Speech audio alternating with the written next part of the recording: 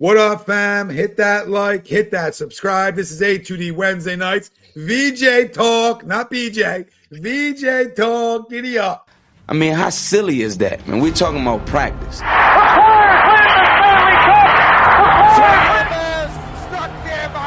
The Philadelphia Eagles are Super Bowl champions. Eagles fans everywhere, this is for you. Let the celebration begin.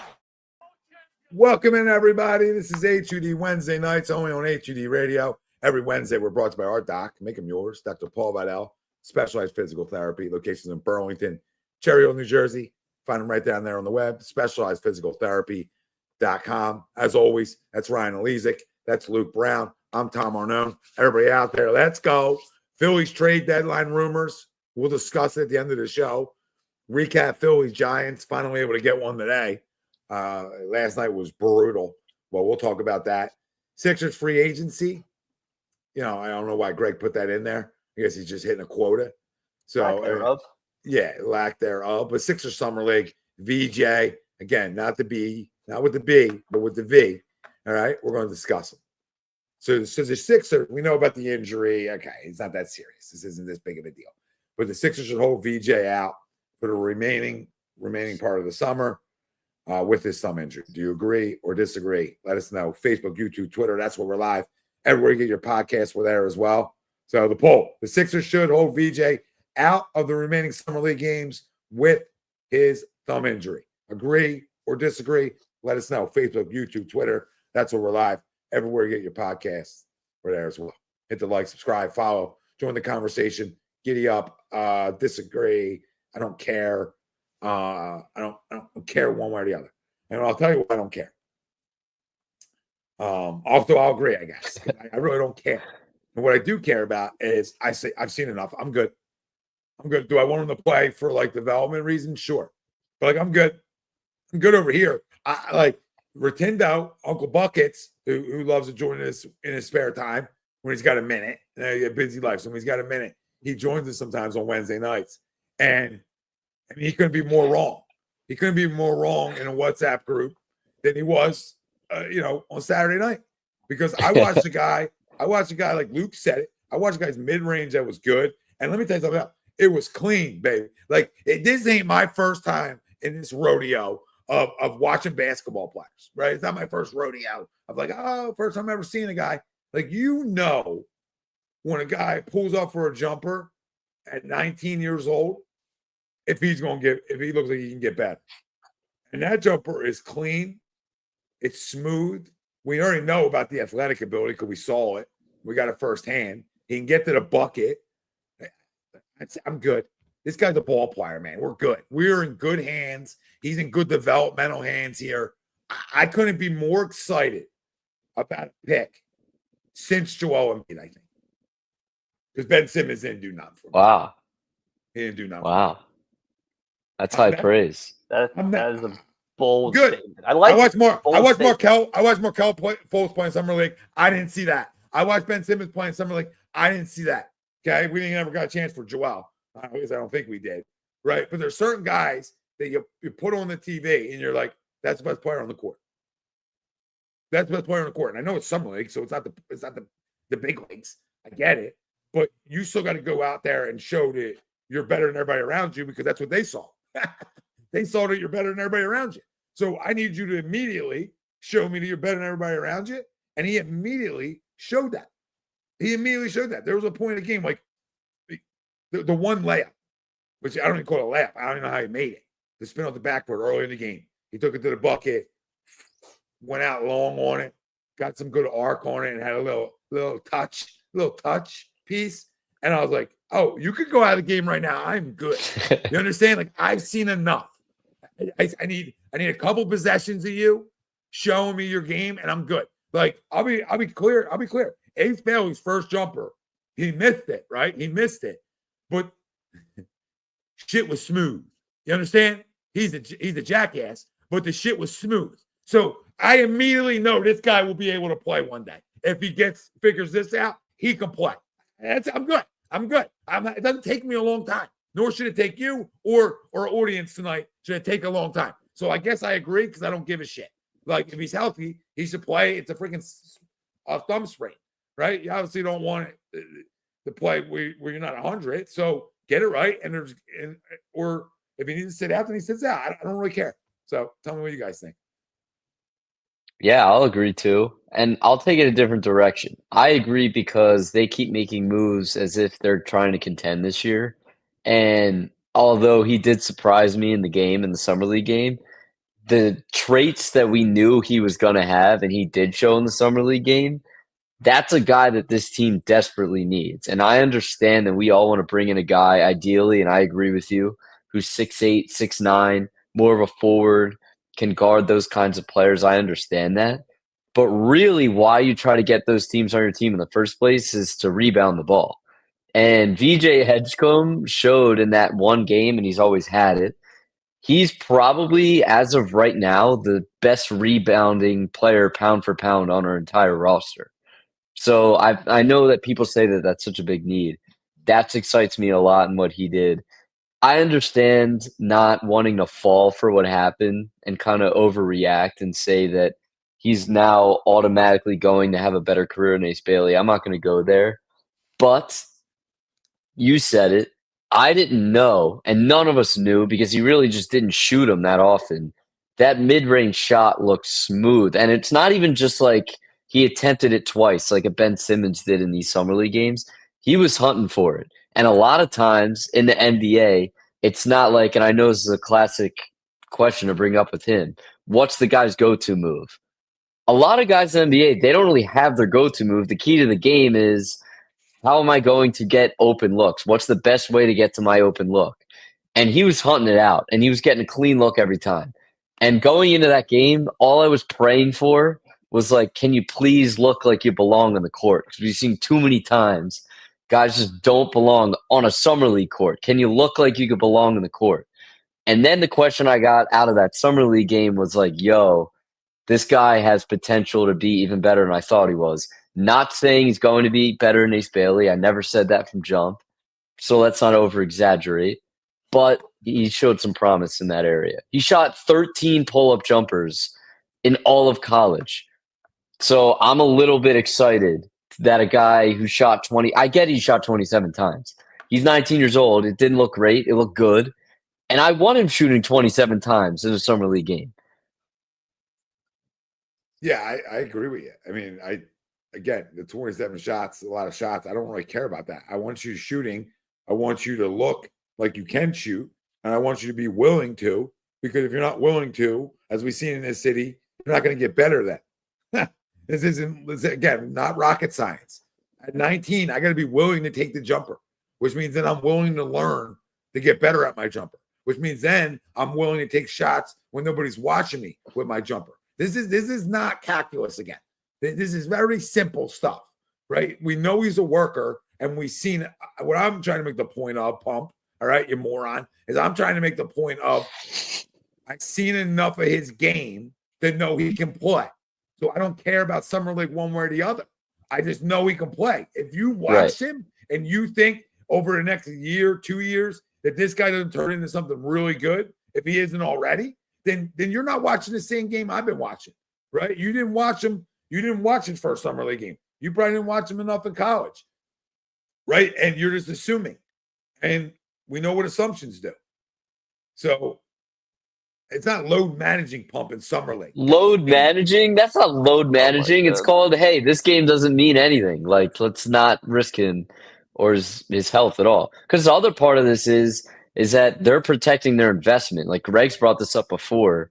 He's making $11 million. So when you talk about that first apron and what it limits you to do, I need that $11 million to hit the court, like badly, because that's a lot of money in our sake right now. Yeah. That could be going somewhere else. So if that $11 million isn't healthy enough in the beginning of the season, that's a big problem. That's not good for a team that wants to win now. No, and like I said, he's going to be healthy. He's reevaluated Saturday. This isn't a big deal. He's working out still. He's still working out in team workouts. So he's doing all those things. He's just not playing in a game. So it's not, to me, it's not that big of a deal. Again, seen enough. Like, I know he can play, so keep working on your game and getting better. I don't need you playing a summer league game for what? To say, oh, we were summer league champions, maybe? I don't know. But go ahead, Rye. Yeah, no. I agree with the majority of what you guys are saying. Again, he looked really good. Totally cool with everything that we're looking at here. VJ, very athletic. He was clearly the best player on the floor, the other night. I mean, hard to argue with 28 and 10, right? I am going to disagree, though, mainly because I want to see him play Cooper Flag on Wednesday, next Wednesday. So they're scheduled to play Dallas Wednesday night, Wednesday night, 8 o'clock. So I would like to see that matchup, but that's really the only reason I would want to see it, because I don't believe they played in college. Because, again, They played in the tournament. Did they play? Yeah, they played in the tournament. Well, either way, I want to see that again. Just see how it is, because it'd be more of like the one-on-one type showcase there. Because again, Duke was just a much better team than Baylor was. So, but yeah, no, I'm I was pretty excited watching that game a little bit. The little bit that I watched while I was enjoying my 4th of July weekend. But yeah, no, I'm relatively excited to see what he's doing. Like we've talked about this for a while now. Great athlete. Again, took a bunch of jumpers, which is awesome. And again, was just clearly the best guy on the floor that night. So the more that we can see him out there, again, I'm not going to say no. But do I need to see him? Not really. Would I like to see him play Cooper Flag in Summer League? Sure, but again, it's Summer League, so I don't really give a shit. I'm just excited to see him. Hey, Duke, real quick. Hey, Duke. All right. Trying to win now with what? So you're gonna then draft the guy or trade it or do whatever you want to do with it, hypothetically. And you're gonna do that to go do what? Now put all your eggs in Embiid and Paul George being healthy so you can win now? No. You are in what we talk about, win now and rebuild at the same time. That's what you're in.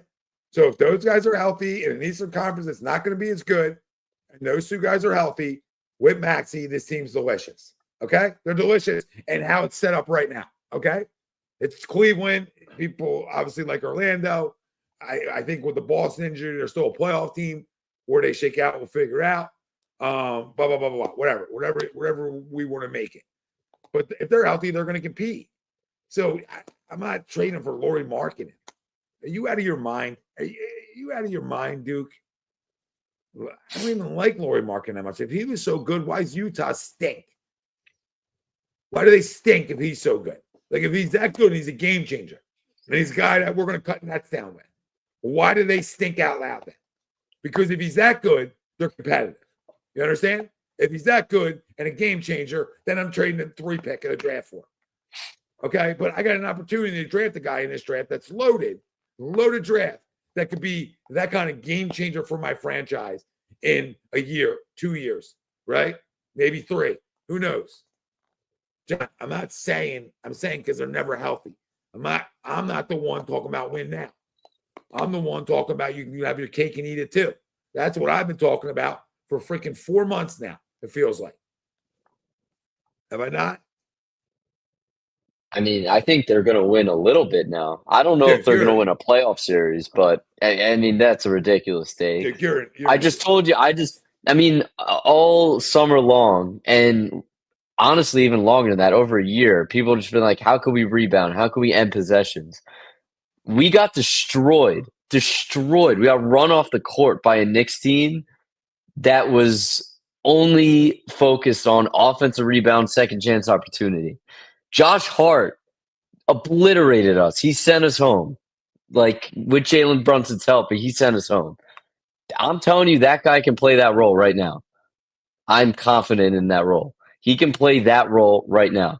And given the state of the Eastern Conference, I mean, tell me 5 teams that are more talented than us.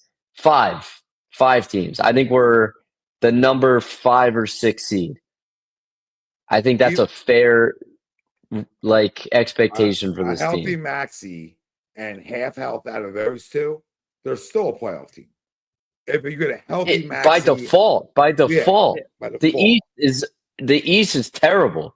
The Celtics, we're better than the Celtics this year on paper. We were better than the Celtics this year without Embiid, without Paul George, and the rest of our team is better than what the Celtics have out there today.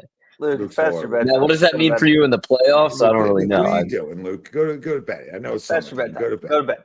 You got to try out tomorrow. Go to sleep. Keep commenting, Luke. You're good. All right. What's not good is Pump's comments, because Pump's an idiot. Duke, don't be an idiot like Pump. Like this team, if those two guys are healthy, it's ridiculous, right? I don't bank on that. What I do bank on is No, you can't. VJ can average 10 right now in this league. I'm not even worried about that a little bit. With opportunities, he can average 10 in this league, right? Depending on what his role is, etc.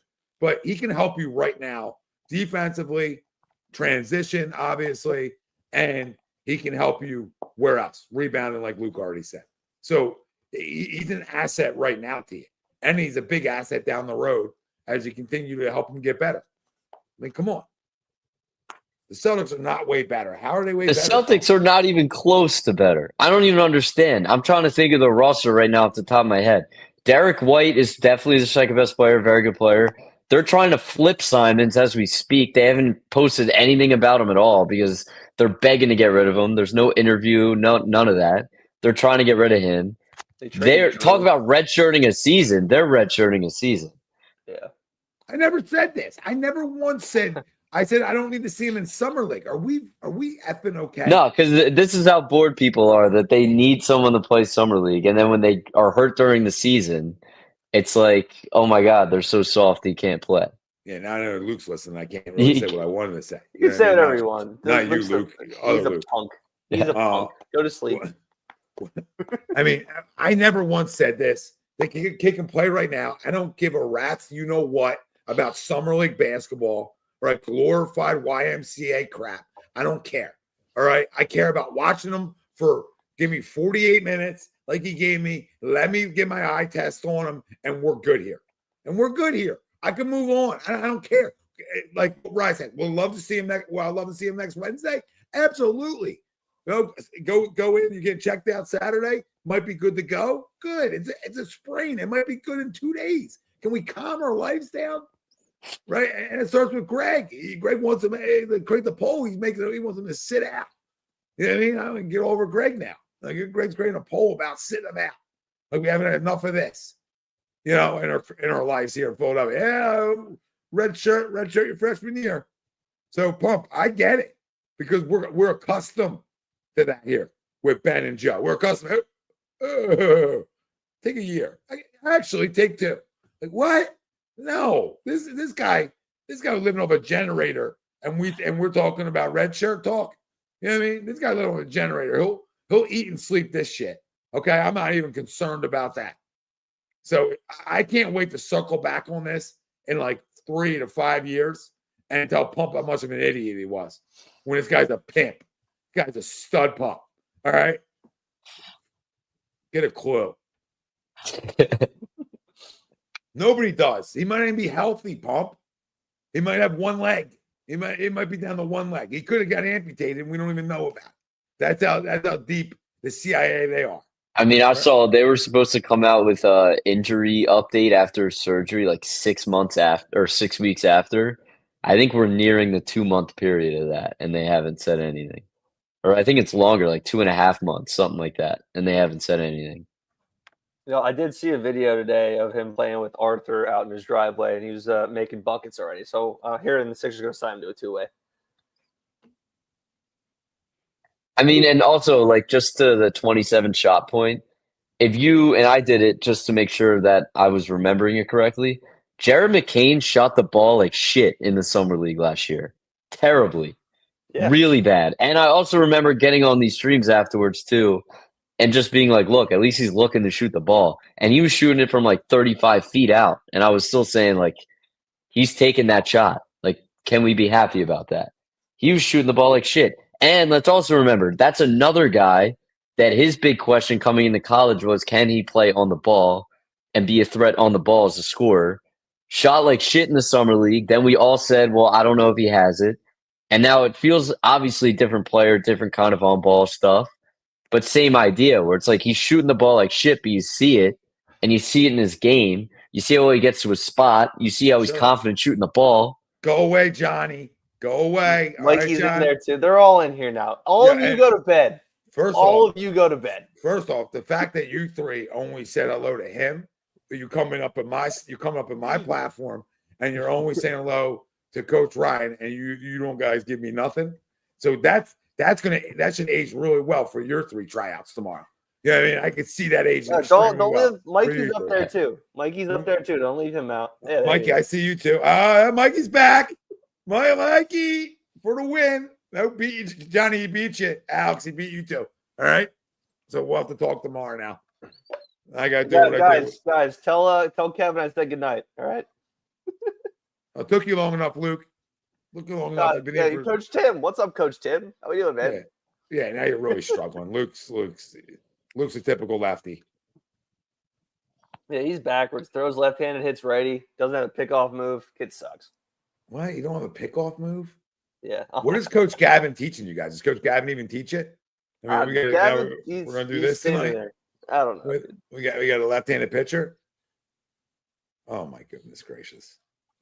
Gavin's watching too. This is a nightmare. Now I gotta be on my best behavior for all the boys. Yeah, Shawnee shot well. These guys are out of their minds. All right, that's what I tell you. Stop listening to Pumper. I mean, Pumper doesn't stop. The glass is never half full. I'm not the biggest guy like say, oh, we got the most athletic. This dude's a freak. Yeah. This dude's a freak. Yeah. We talk about jump out the gym stuff. Now, that could be a one-trick pony, right? You've seen it through your years of watching this, where you get the one-trick pony, get Isaiah Rodgers, Isaiah Ryder. If I really want to go back on the people and the kids, go Google Isaiah. You would think Isaiah Ryder's MJ. Go Google him because he dunks like him, but he don't shoot like MJ. He ain't got the killer like MJ, right? So when you look at this kid, you see the ability to shoot the basketball and the want to. It doesn't look like a guy that can't shoot the ball, that can't do other things. Like Luke, we talked about, get to your spot.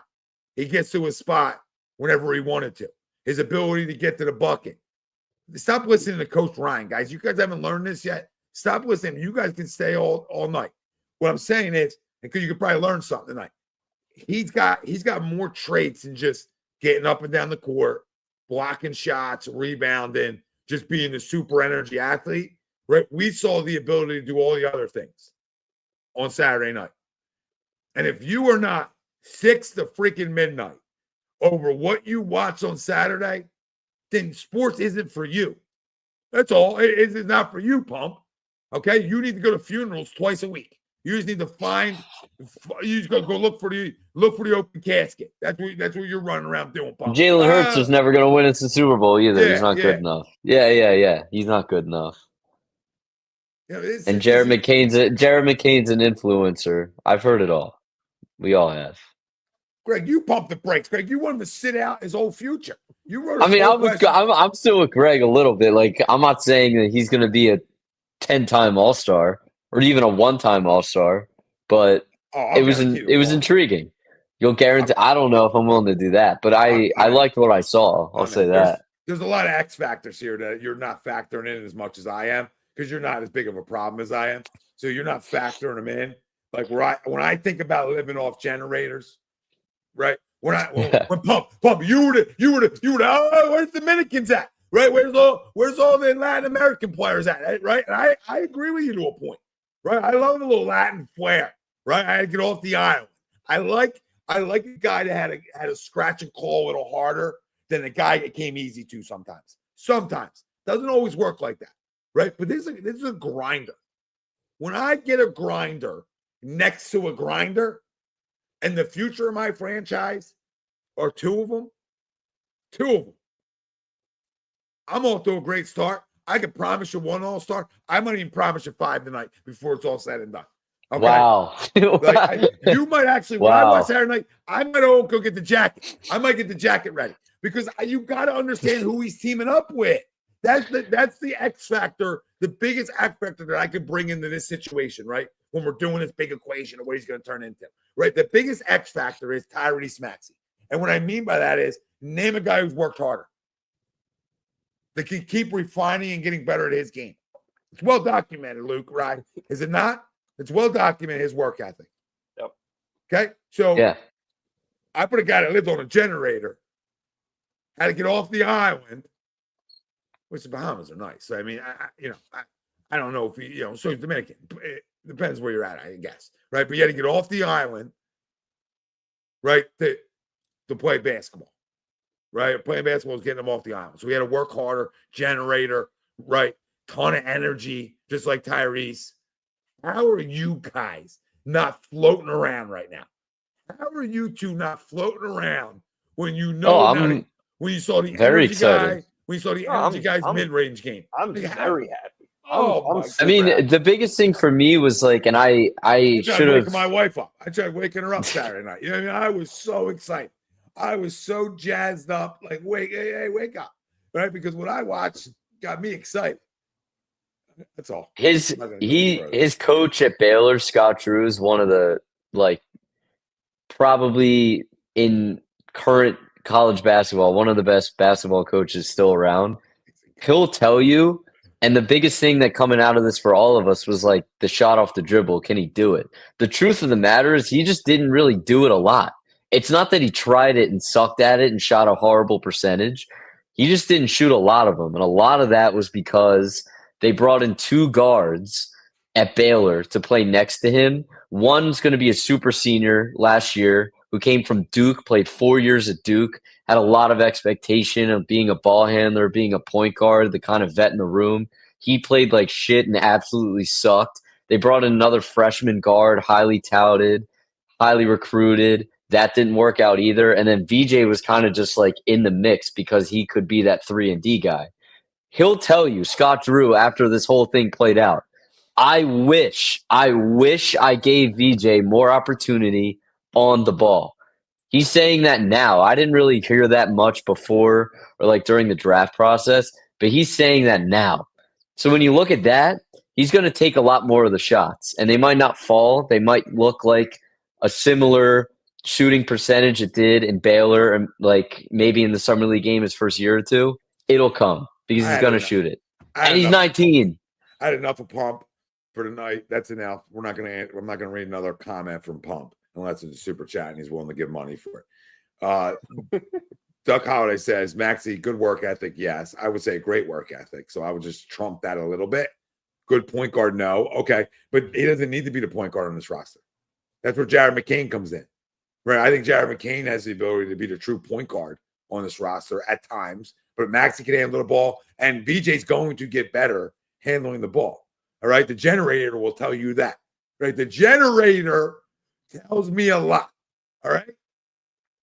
It won't sell me until I saw you play. Like the generator was like, okay, I heard that about generator. But then when I saw Saturday night again, the generator hit me. The generator smacked me right in the face on live TV. And here it is. If you don't think that's a future pimp, seriously, I think people need help. They need help.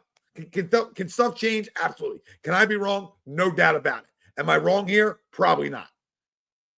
Probably not. I've never said I'd seen enough. And you say freezing cold takes, Pump. You say all these stupid things. All right. No, it's calling it like I think we got one. Why can't we ever be positive? We're always looking for something negative in this city. It's actually it's a 42 I was just going to say that because it's ridiculous that you can watch something like that and just even a guy to come in the comments today and be like, oh, well, Maxey's not a great point guard. I'm not going to argue that he is. No one said that he is. He's not. And if he was, he'd be all NBA every year, but he's not. He's not. And I think that that's a major need on the team is someone to just be able to facilitate the ball. I think that all three of your guards aren't really, or all four of your guards, if Grimes comes back, which we all expect, none of them are great passers or distributors with the ball. That I don't think any of them have that strength. No, people are just bored, man. It's that dead period of the year where like they don't have anything to complain about, so they're trying to find stuff to complain about. Like, why can't you have the positive take on this stuff, right? Like, there, let's look at Devin Booker, for example. Dude was coming off the bench at Kentucky, right? He just signed a 2-year contract extension for $145 million. Dude's getting paid damn near $1 million a game. How about Right? Jalen Williams? Jalen Williams is averaging 9 points at Santa Clara. Yeah, just All like right, and I guarantee you if know, you went up to the Thunder fans after draft night, we're like, "Hey, what do you think of Jalen Williams?" He's okay. We'll see. We'll see how it works out. 40 in the finals. yeah, like You don't know shit. It's a crapshoot. You don't know shit. No, and none of us do until we see it Yeah. play. We see it play out, but we got to go off projections, right?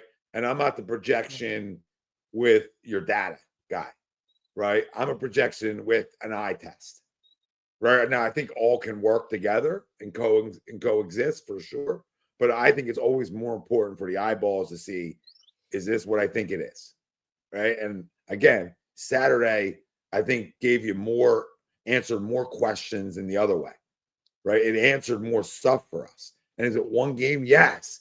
But I need to see the instincts, right? I need to see your ability to get the spots on the floor. I need to see you play defense. I need to see you rebound. I need to see you in transition, even though we know you're great at that. But I still need to see it against higher level players than what you were playing against on a nightly basis, per se, right? We need to see it. So would it be nice to see it again, the next night they played? Sure, of course. Right? I'm not saying it wouldn't be. But if that's not a tremendous start to what we can project it to be, then nothing will be. Like nothing will satisfy you guys unless the guy drops 45 in a summer league game, but he shoots It wouldn't satisfy him because No. they would just say it's a summer league game and he's playing against casuals. It would Yeah. be some other stupid excuse. Embiid has nothing to do with this frame. He has nothing to do with being positive or not positive, right? We know, right? We know the devil. We know. We know. We know. We think we know. We think, if he's healthy, he's tremendous, but most likely he's not going to be, right? But we know that. So we're not talking about, we cut nets down this year. Could it happen if everybody's healthy? Sure. If Joel Embiid's healthy, everything's on the table. If, but when now we're projecting the growth. We're projecting 3 guards: Maxey, McCain, VJ, And Grimes. Sure, right. We'll Grimes. 25. Yeah. I got you. With Grimes, right? And Justin Edwards. And I'll stand on business with that too. Because he absolutely deserves to be in like our young core or whatever. Yeah, we'll just absolutely. We'll throw him in. Yeah, throw him in. You got to have a little positivity over our next 2 to 3 years with Embiid, without Embiid, Paul George, doesn't matter. You got to be feeling better about the direction of the Philadelphia 76ers. I'll say it again. Daryl Morey has missed on stuff and extended and paid the wrong guys. I'll give you all that. The dude hasn't missed in the draft. Daryl Morey has not missed in the draft since Tyrese Maxey. Springer. That's it. Springer. That's when was Springer taken? Was he taken 24th? Yeah. I think. So I'll say from 20 down, when you're actually going to draft, or where was Maxey? 16, right? 21. McCain 21. 16. McCain 16. Well, Maxey was a little bit of a luck there, right? Absolutely. Again, dude, a guy who wasn't doing a whole lot of Kentucky, right? But he hasn't missed. Like 24, you can say, okay, you're allowed to miss at 24, right, guys? You're allowed to miss. 21, you're allowed to miss. He hit it. 16, I need you to get a player in here, right? I need you to hit that. It doesn't have to be a star. I just need you to hit it. Give me an NBA guy. Done. Did it. Right. And now you have the opportunity for 3. And we're not going to trust that pick when he's been successful 2 out of 3 picks from 24 to 16. Dude, you're not running a 5-guard line of pump. You don't watch the games anyway. You're not watching the game. The whole league is guard heavy. Holy shit. I don't even watch it. Yeah, and the other thing is if you pay Grimes, and I've said it before, they're most likely paying him, maybe not in the next calendar year, but long term, that's a trade asset for you. So I don't think they're looking at Grimes as this long-term franchise guard, but he's a great piece for you as an asset moving forward. I think there's 3 guards that are absolutely in your future with those McCain, VJ, and Maxey. Those are your 3 guys. I agree. I think Grimes gives you the offense, like Maxey gives you the offense. He's a great piece. He's a great bridge piece because he's played enough pro basketball where he should start over Maxey or over VJ and McCain as a fit next to Tyrese Maxey and the experience he's played. He's probably your starter. So then you have those two guys off your bench in McCain and VJ. Well, that's what Pump thinks. You're throwing 4 straight guards at guys, man. You don't like.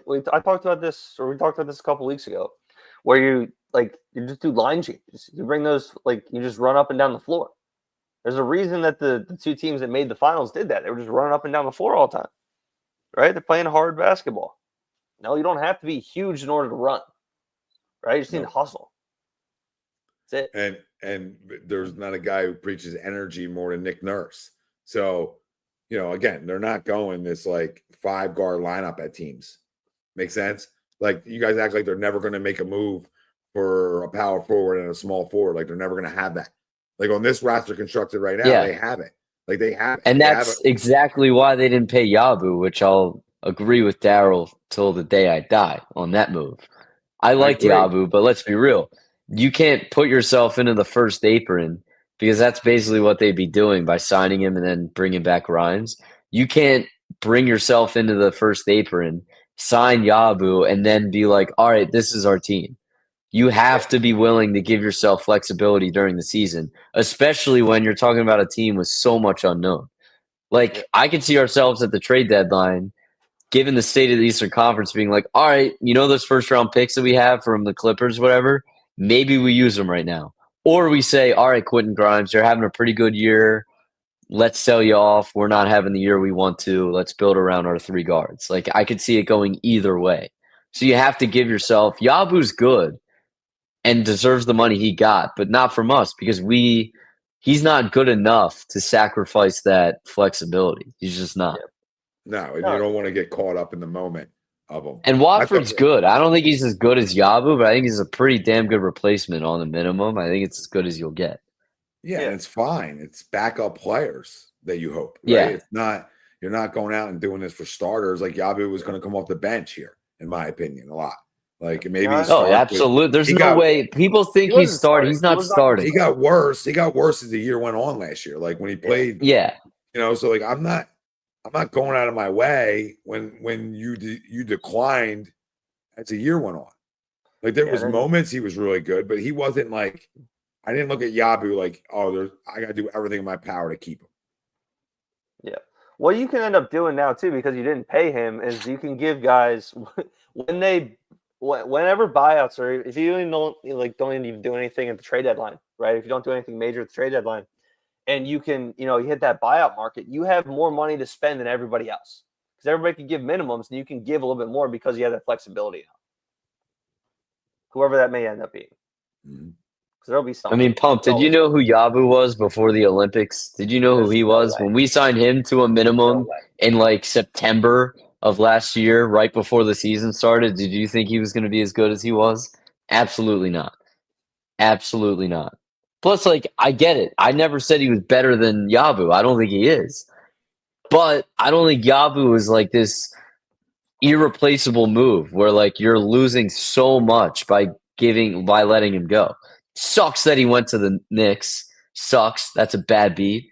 You'd like for him to get out of the East. But come on. What are we doing? I'm not worried about it. It's not part of my future here.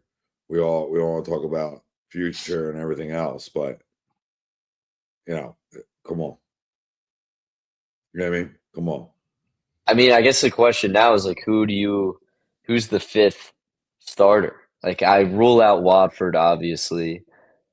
I rule out Kelly too, because shooting wise was just too bad. We can't do that again for 25, 30 minutes a night. So if it's going to be Maxey, Grimes, George, and Embiid, I think the 5th guy probably has to be Edwards at the moment. Could be your boy. Broome, by the end of the season, Broome, no, definitely not Broome. I think Broome could play though, because he's rebounding the shit out of the ball.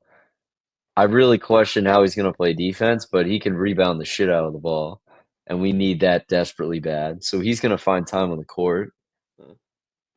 But I don't know. I think Edwards, while it's questionable defensively, gives you the shooting, gives you some like shot creation, and isn't like a terrible defender. He needs to improve on the glass. He said it too. He said, I know if I want to play 30 minutes a game, I need to work on the glass. No doubt about it. So if he can do that, I think he's a very capable starter. I just don't know if he can do it. Mm. Yeah. We'll see. I don't know. Yeah, I feel like there's still something that's going to happen. I don't know what it's going to be. I feel like Daryl will do something before or like right during training camp. I don't know. I know we're like in a spot where, yes, our roster is essentially done, but there's always that opportunity where something can happen differently. You know, free somebody up. Somebody gets desperate. Somebody gets hurt. I don't know. We'll see what happens. Yeah, I think this is all about it's a season of hell, right? So it's going to go two ways. You're going to have guys healthy and play, and they're going to be a really good team. Or you're going to be a lot of guys banged up, and the youth movement starts a little sooner than maybe we wanted it to. But it's good to have that ability to, turn on the youth, right? It's good to have the ability to go with, VJ, Maxey, McCain, and those guys. If those other guys aren't healthy, so you have that, like, I don't call it wiggle room, but you guys know what I'm talking about, right? They have that wiggle room that still make you turn on the TV. Is that fair? Still think you can compete because you're young and you're up and you have something to look forward to. They also have the Clippers pick, which could be like both ends of the spectrum on that. That could be very late in the draft, or that could be top 3. It's totally unpredictable. So like then it brings you the question, like, how aggressive do you want to get now? Because it's dire need of a 4 on this team. Dire need. And if they do get a 4 that can play and shoot and rebound, on paper, given the state of the Eastern Conference, I'm not saying this is what I would do, but I could see aggressive Daryl Morey being like, I have the best team in the East. I could see him doing that. I wouldn't do that, but I could see him doing that. Like, what if he got a guy like Trey Murphy over at New Orleans, or PJ Washington, or like Indiana's just falling off a cliff? What if they got rid of Obi Toppin? Like someone like that, where he's playing 30 minutes. He's a perfect starter next to your guys. I don't know if I'm giving up that pick for that at the moment. I don't know if I'm willing to do all that, but I could see him doing something like that, getting rid of guys like Oubre for him. Yeah, we'll see what happens. What's up, Kev? How you doing, buddy? I think Broome is a good player. I do. He is good. I think he's SEC Player of the Year, man. Yeah, I think he's a guy who could compete. He can probably compete NBA minutes now because he's an older guy, right? But he's still got room to grow on some things. But I like him overall. I think he's a good passer. Playing the 4. I think he plays good defense. I think he plays better defense than people think he does. And I think he can shoot it a little bit. That's what scares me, though. Like, is he a 4 or is he a 5? Because I think he's too slow to play the 4, but he's definitely a good enough rebounder to play the 5. But I don't know. I could definitely see a world where he plays above Bona in a ton of games as a backup. Yeah, I can see that. See what happens. What up, Swoop? See you chiming in. Yeah, but I mean, listen, we got obviously time to talk more Sixers. It was fun to get into it for 45 minutes, in terms of what with VJ. The VJ talk and Pump being an idiot and everything else in between was good. But again, saw enough of VJ. I'm excited. Gives me some excitement for this season because it's something different. And we go from there. We talk some fills and we call it a night. Not that there's a lot to talk about him. You know what I mean? Oh, dude, if we would have had a pod last night, I would have been off the rails. They win 13-0 today, and Lizardo shoved. Bryce Harper Yeah. goes 4 for 6 with 3 doubles and a homer. Romano stinks. Correct. So enough of that. It's time to make a move, Dave. You get inside the Parker's hit off of you, Dave. Okay, we got little league homers going on. What are we doing? It's time to go out and make a move. Then that's Dave Dombrowski, GM for the Philadelphia Phillies. He's got to make a move. If you're just joining us and you think we're talking Sixers, we switched it up. So if you want to go back and listen to Sixers, you can just hit rewind, or you can watch it later. So simple stuff. Just to help you. But yeah, he's got to make a move. And we talked about it before the season started. I don't remember if you guys were even on yet, but that night. But I remember I said, I think they win a World Series or go to one because of they're going to do something, right? They're not going to sit there if they got a hole in this roster and not fill it. And I still believe it. So time will tell. Yeah, no, absolutely. The frustrating thing about this team is their starting pitching is the best in baseball. It's absolutely disgusting. You have 3 guys who should be all-stars. You have 3 guys in your starting rotation in Zach Wheeler, Ranger Suarez, and Chris Sanchez who should be all-stars. Somehow the only one that's an all-star right now is Zach Wheeler. Those guys are going to go out every single night, give you 6, 7 strong innings. Wheeler threw a complete game over the weekend. Chris Sanchez, I think he's gone 8 innings the last few times out. I don't think Ranger Suarez has given up more than 2 or 3 runs in 2 months since he came back off the IL, right? And this team before today was 1 for their last 26 with runners in scoring position. Just absolutely refusing to hit the baseball, right? You're putting up 1, 2, maybe 3 runs a game, and you're just getting absolutely hosed, right? I was watching this game last night, and Schwarber hits a ball into the McCovey Cove. Gets out on his front foot, absolutely smokes this ball on an 0-2 count. Okay, cool. Sick. 3-1, I think it was the 7th inning, whatever. You get yourself almost all the way out of it. The second that they bring Jordan Romano out, I was like, all right, we're going to lose this game. Somehow gets through the 8th, right? Fine. Okay, cool. Then he sits, and then he goes back out again because you got hosed the night before because you used all your good guys, and Phil Cuzzy, who I don't really want to talk about, absolutely hosed them Monday night. So you used all your other guys to lose another game. I think it was 2-1, right? And you leave Romano out there. Dude gives up it would have been a home run out of the ballpark in every other ballpark in baseball, right? But an inside the park home run. I was just seeing this catcher who's standing at home plate. I think Patrick Bailey hit the home run. Standing at home plate, watching this ball, just cranked it, and then he's the ball's hitting the wall, and he's just starting to run, and he just absolutely disgusting behavior. I think it was 1 o'clock in the morning. For some reason, I was awake. I have no idea why I was up that late. Yeah, I love him. I love him out west, but this was another bad outing in San Francisco. It feels like they can't play there. But listen, we know our pitching's awesome. Our bullpen's meh. All right. And our hitting is either hot or extremely cold. It's the same thing.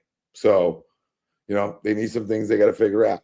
Right. I think they could use another bat in this lineup for sure, but they could absolutely use some things in the bullpen. So Dave's got to get creative, and we got to figure some things out. Luke, I know you have nothing to add to this, which is I was just going to say, as a guy who doesn't lock in until after the deadline, if they do another move like Lorenzen, I'll just say this. They are Sixers 2.0, if that's what they do at the deadline. Sell you the same shit every year, and you buy for it right at its peak, and you get snatched right up onto you. I'm done. That will be the end of it for me. If they go into it being all right, we're first in the division, we're going to trade for this guy who we know probably won't play in the playoffs, but we had to do something during the deadline. So here we are. And then it's your roster runs down to juice by the time the end of the season comes. You play your worst baseball come October, and then you're out again. And it's well, why did we just play 162 games? I don't know. We were first in the division. Like, Well, that's the it's thing. They have to keep being consistent where they played really well, right? So they just got to keep that up, and there's no reason why they won't. Like they're in a fight for the division, so you're not up 10 games, 12 games like you were that's last true. year. So it's more of a fight this year, which I like because now it's like they're competitive. They're trying to be competitive every night, trying to win games. But at the end of the day, you have holes. I know you spend a lot of money, but you have holes and you also have assets. So think about how you want to go about those assets because it's not just, okay, trade Abel, trade this guy. You don't have to. Like you could bring Mick back up and put him in your bullpen, right? You can bring Painter up and put him in your bullpen. There are things it seems like they don't want to do. So when you have the ability to be creative in house and you don't want to do it, I don't like that. I don't like it because you have possible fixes here, but now we're being loyal to big leaguers for whatever reason. You know what I mean? For whatever reason. If a guy ain't getting it done and he's gave you a sample size that can I trust this guy? Like I need a guy in the back end of my pen that's lights out. I don't need Brad Lidge. I don't expect you to never blow a game, right? But I expect you to be 9 out of 10 minimum. You know what I mean? I expect you to save 9 out of 10 games. I can't have you blowing 3 or 4 saves out of 10 games. It's not good enough for me trying to win the whole thing. Because I got to believe in a 7-game series, right? I got to win 4. Well, that's not ideal because it looks like you're going to blow 1 or 2. Can't have that. No, you got to go out. You got to get a guy. You got to get a name. Like Luke said, like they haven't done that in a while. I think the last guy that they really went out and did that for was it Hunter Pence in like 2009? I mean, that's ridiculous. I didn't even realize that. That is ridiculous. I think it's Hunter Pence. I think it was 2010. If that's true, that is ridiculous. Now, obviously, there's a lot of bad years in there, but like they haven't really gone out in the last couple of years and like traded for somebody, right? You got to go out and you got to go get a Felix Bautista or an Aroldis Chapman. You have to go get one of those guys to solidify your closing role, right? Because Kerkering's been really good. Matt Strom's been decent. He's been fine. Max Lazar has actually been pretty good out of the pen. Again, not a guy I'm really going to count on, but he's been relatively solid recently. But like the fact that I'm bringing that guy up in July, why do I have to talk about this guy? Right? Like, and it's not even like, even if you go out and get a Bautista or a Chapman, you still need somebody else, right? You need another 7th, 8th inning guy, right? Because we've talked about like, the whole Alvarado thing, and he'll be back at some point. He'll be able to help you down the stretch, but he's not going to be there in October. So you need somebody else, right?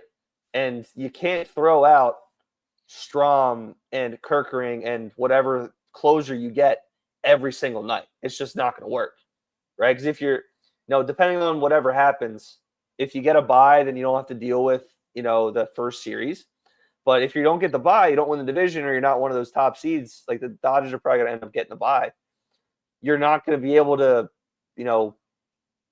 slink your way into the playoffs here. You're going to have to go win. You're going to win 2 games at home, right? Then you're going to have to go win another 3 games against whoever you're playing in the divisional round.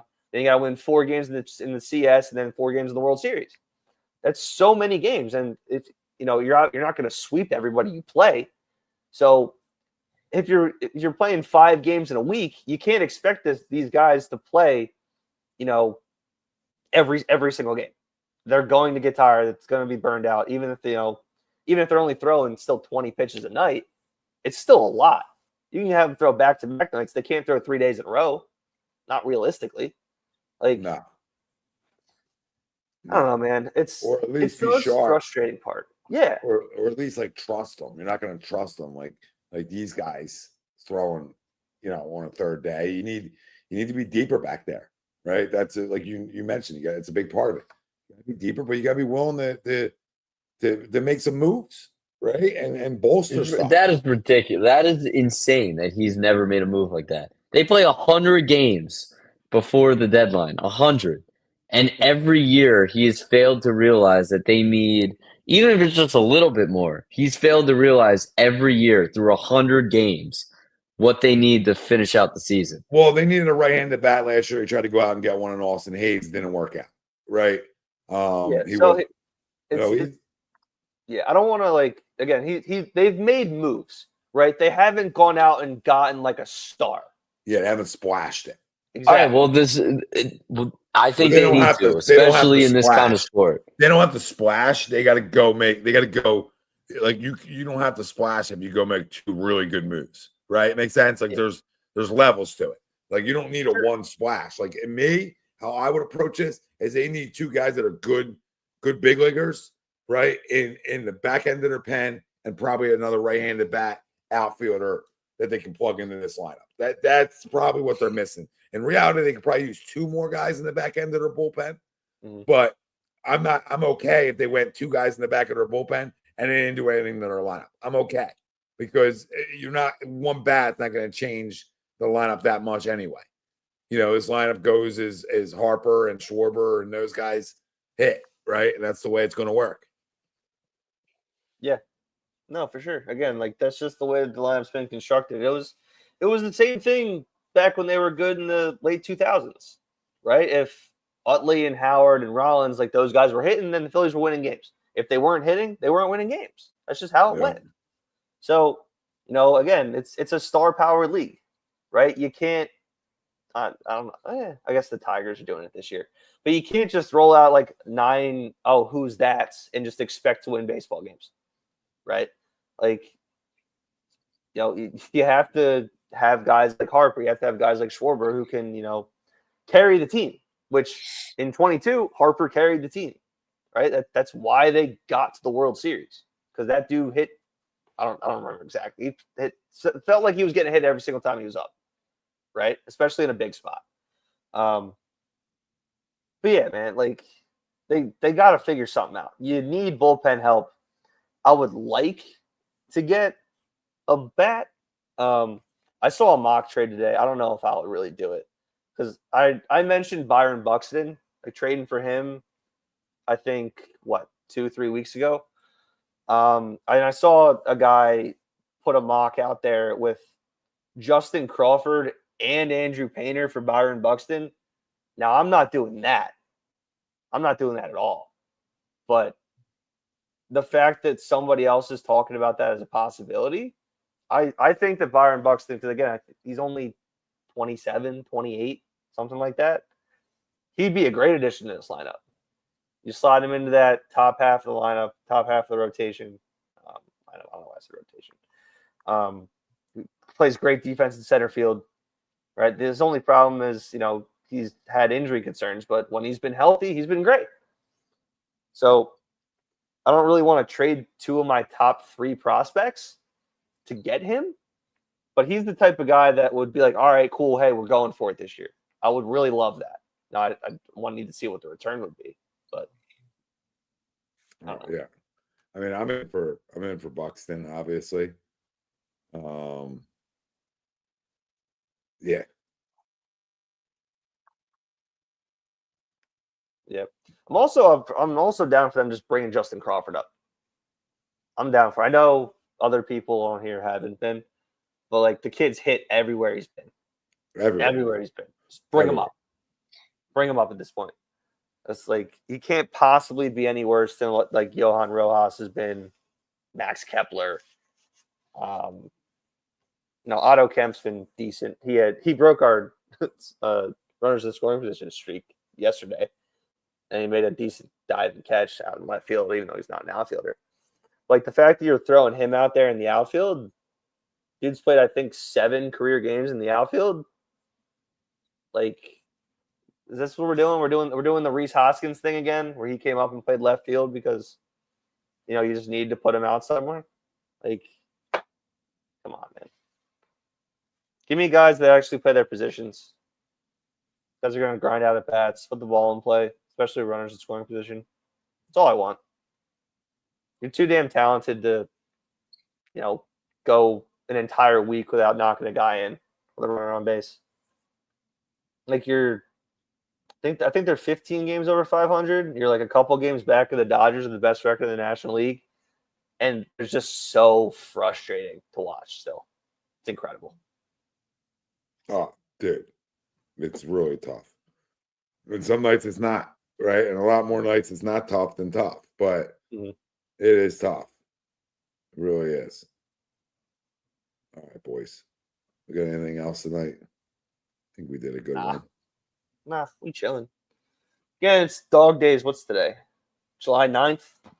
July Dog 9th. Yeah, Dog days of bro, summer. don't rush it. I like the dog days. Don't rush it. Get us to August. August is a Yep. good month. August is a good month. Good. I love a good August. But listen, good shit. VJ's a stud. So pump shut your mouth. Phillies. Oh, I Phillies are can't good. wait, dude. August, we're gonna say Jahad Campbell looks like shit against like the Raiders in a oh preseason my game. God. It'll be awesome. Yeah, Oh my God. same thing. Now watch him start on the pup list. People will freak the fuck out. No, that's what's exactly. I was just going there. That's exactly what's gonna happen. Everyone's gonna freak out. Everyone's gonna freak out. I'll say this too. I mean, the Phillies are really good. They are. So I don't want to crush them, but what I would say is make Andrew Painter your closer and call it a year. All right, that's what I would do. All right, simple as that. See you tomorrow, Kev. Everybody else out there, we won't see you tomorrow, but I'll see you Sunday night. Giddy up, let's go, because I won't be on the following Sunday because I'll be in the car for 10 hours again because I didn't get enough of it from Florida. So we'll do it again. Good time. We'll do it again. But this has been A2D Wednesday nights. We open with VJ, Sixers Talk. So go back, make sure you listen to it. Hit the like, subscribe on your way out. Turn your notifications on. We love you all. For Ryan Elizik, Luke Brown, I'm Tom Arnone. 10-9-8, Hum Phils. And I see a Nolan Smith. So fly Eagles fly. And Flyers, like, cool story. We're out.